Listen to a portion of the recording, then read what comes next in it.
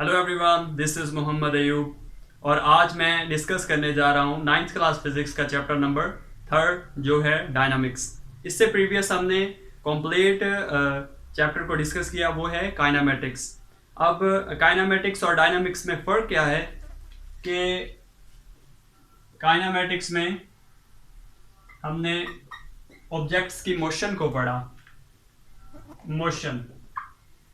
और जो हमारा करंट चैप्टर है जो हम अभी स्टार्ट करने लगे हैं वो है डायनामेटिक्स।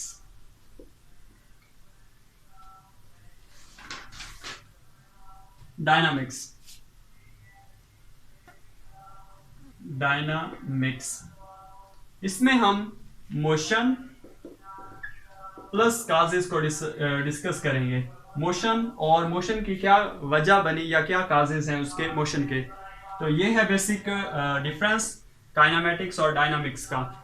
और एक और टर्म है, एक और सब्जेक्ट है या एक और ब्रांच है, वो है मैकेनिक्स। मैकेनिक्स में हम तीन चीजें डिस्कस करते हैं: motion, causes plus effects of motion. तो ये आप जस्ट डिफरेंस माइंड में रखें कि काइनामेटिक्स में हम जस्ट मोशन को पढ़ते हैं, डायनामिक्स में हम दो चीजें पढ़ते हैं, मोशन और उसके काजेस, और मैकेनिक्स में हम तीन चीजें अंडर स्टडी करते हैं, वो है मोशन, काजेस एंड इफेक्ट्स। तो ये है छोटा सा ओवरव्यू चैप्टर का, डायनामिक्स का, काइनामेटिक्स और मैकेनिक्स का। तो अब हमारा असल टॉपिक स्टार्ट होता है। इस वीडियो के एंड में आप अंडरस्टैंड कर पाएंगे फोर्स, इनर्शिया और मोमेंटम। यानी कि इस वीडियो में मैं फोर्स, मोमेंटम और इनर्शिया को डिस्कस करने वाला हूं, जो हमारा आज का जो हमारा इस चैप्टर का पहला टॉपिक भी है, फर्स्ट टॉपिक।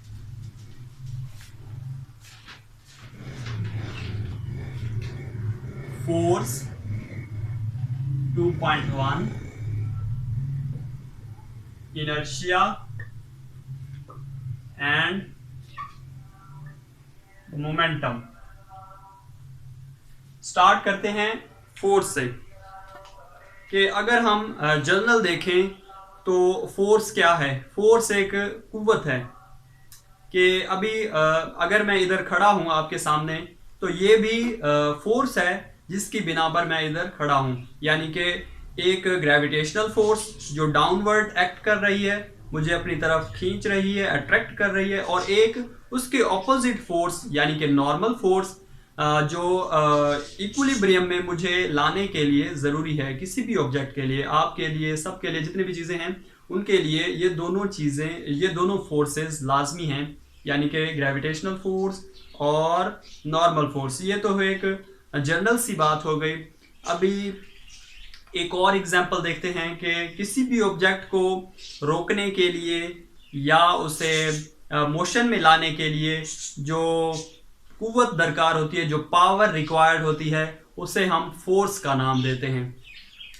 और इसी तरह एक और एग्जांपल है, यानी कि अगर आप, हमारे पास एक टिन है, कोई भी बोतल का, कोक, स्प्राइट एक्सेट्रा, जो टिन होता है आयरन का, उसे उसके उसके हम पीने के बाद उसे हम ऐसे फोर्स लगाते हैं, पावर लगाते हैं, तो वो इस शेप में कुछ सूखड़ सा जाता है।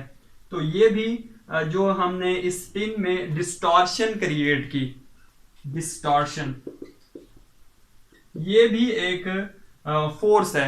यानी कि हमने फोर्स अप्लाई की तो उस ऑब्जेक्ट की शेप ही कॉम्प्लीटली चेंज हो गई।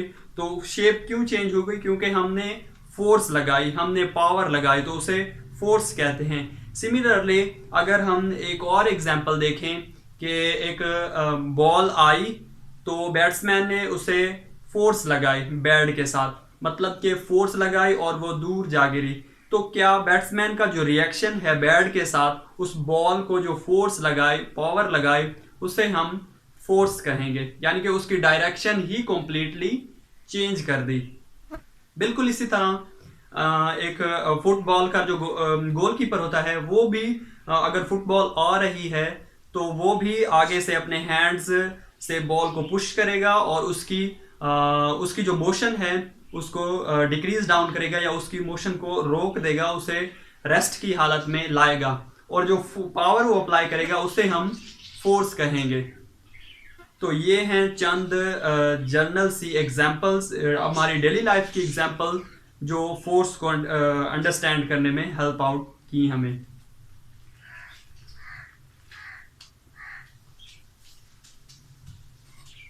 अब हम राइट करते हैं फोर्स की definition. A force moves or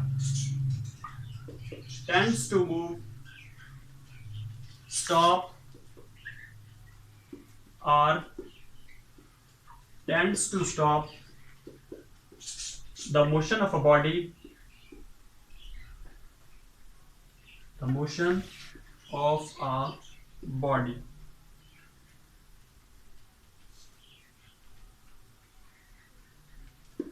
The force may change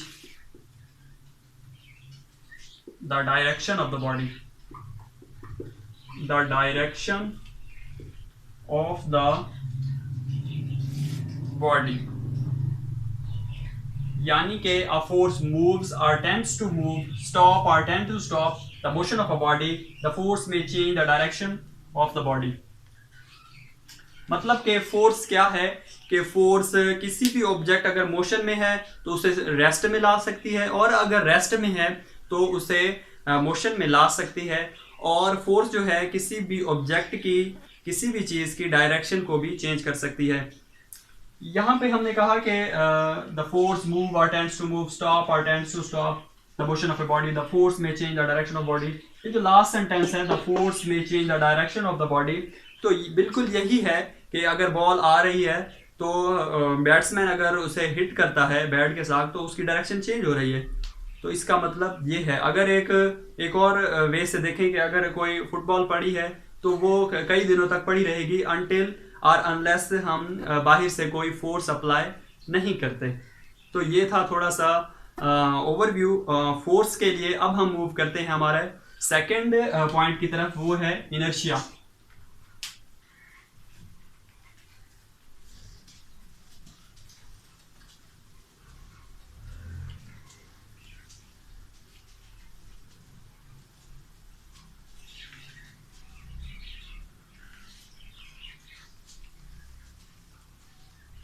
सबसे पहले हम इनर्शिया की डेफिनेशन राइट करते हैं।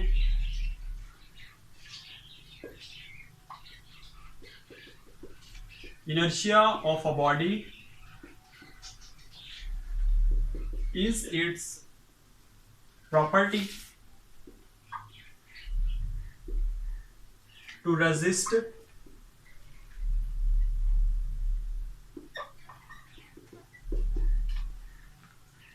change in its state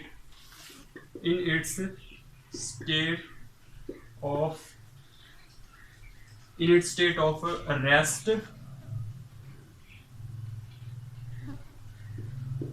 or motion।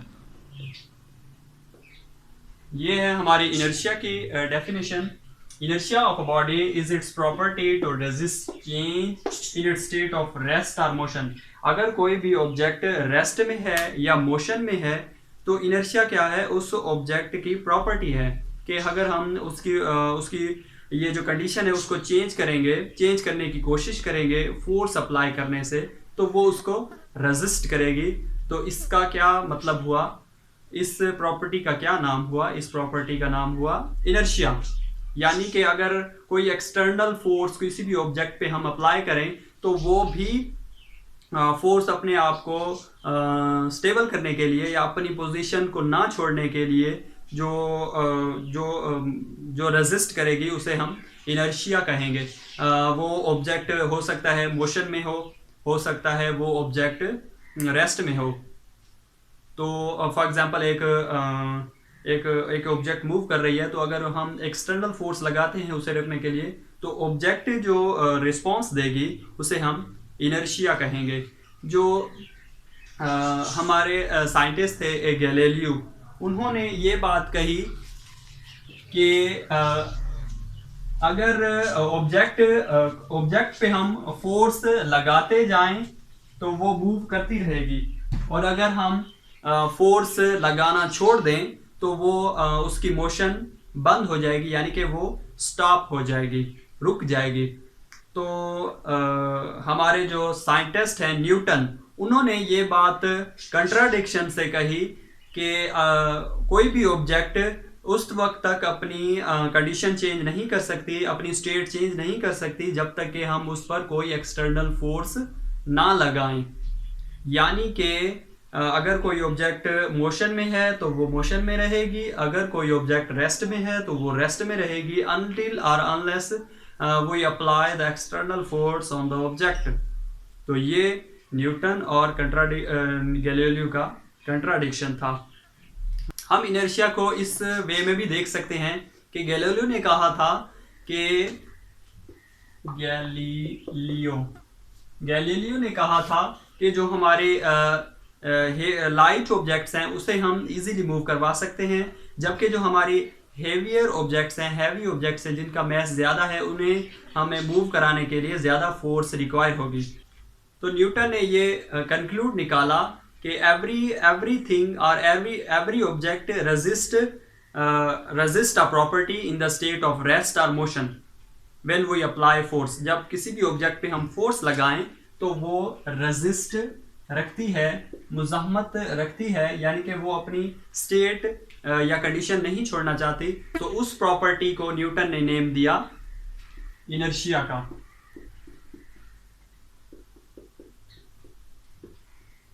तो ये है जो हमारा चैप्टर था डायनामिक्स, उसका काज, एक काज था, मोशन का काज।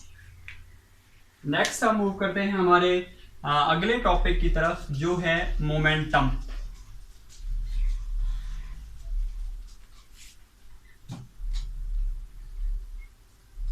मोमेंटम ये भी जो हमारा चैप्टर का नेम है dynamics, motion and it's cause. Motion की काज जो है वो मोमेंटम पे भी डिपेंड कर रही होती है। यानी कि मोमेंटम को हम दो तीन वे से देख सकते हैं। एक तो ये है the cross product of mass and velocity is known as momentum।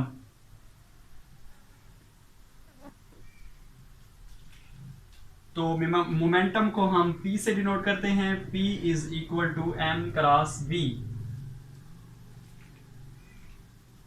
के क्रॉस प्रोडक्ट P, मोमेंटम को हमने P से डिनोट किया। मैस एंड वेलोसिटी, मैस हमने क्रॉस प्रोडक्ट लिया तो इससे हमें ये क्लियर हुआ कि जो मोमेंटम है ये एक वेक्टर क्वांटिटी है, क्योंकि वेलोसिटी हमारे पास एक वेक्टर क्वांटिटी है। और इसका जो एसआई यूनिट है वो है मोमेंटम का, मैस आ गया किलोग्राम, और वेलोसिटी का यूनिट है मीटर पर सेकेंड। और इसी तरह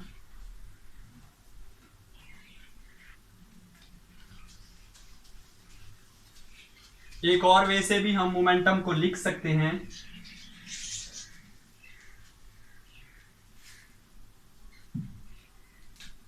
momentum of a body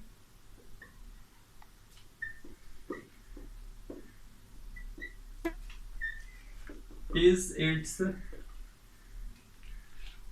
quantity of motion, quantity of motion।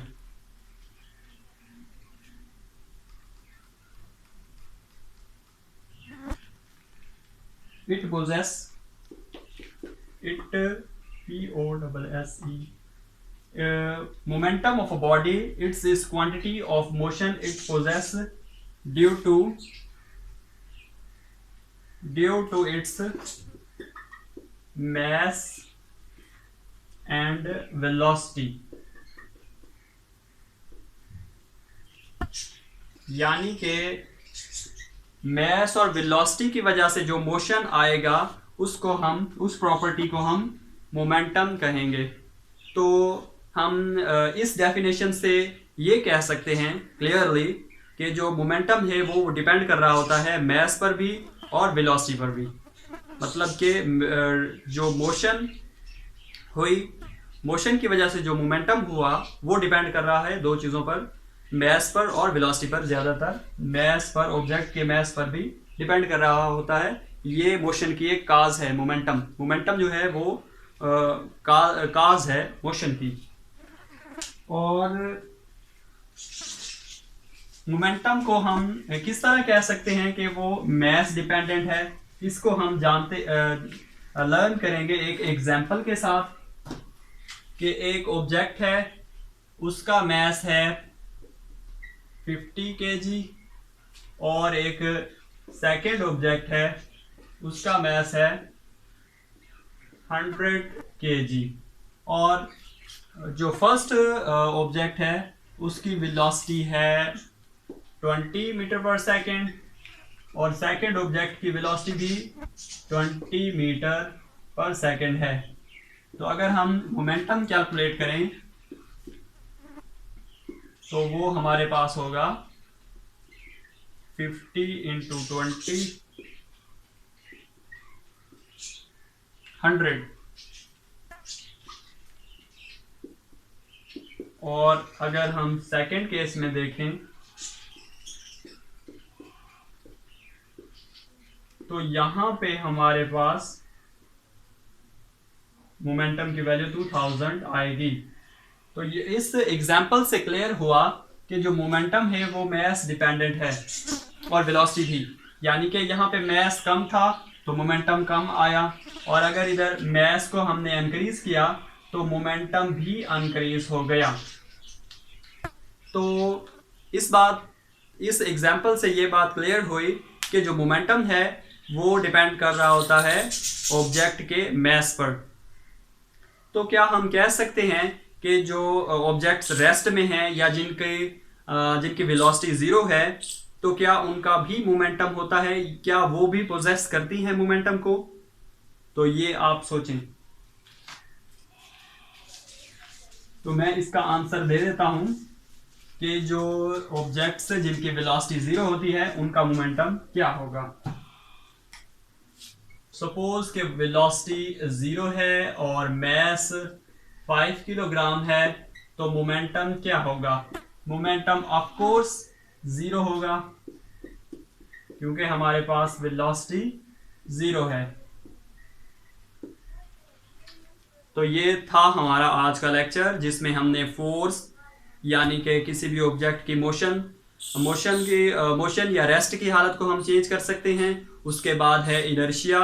Inertia वो होता है कि जो अगर हम उस पर फोर्स लगाएं, अगर वो रेस्ट में है या मोशन में है, तो वो अपनी स्टेट को चेंज करने के लिए जो रिएक्शन देगी, जो रिस्पॉन्स देगी, उस प्रॉपर्टी को हम इनर्शिया कहेंगे। और जो लास्ट वन जो हमने डिस्कस किया वो है हमारा मोमेंटम, यानी कि मास और वेलोसिटी की वजह से जो मोशन आएगी उस प्रॉपर्टी को हम मोमेंटम कहेंगे। ये था हमारा आज का lecture. I hope that you have learned and enjoy this lecture. अल्लाह हाफिज़।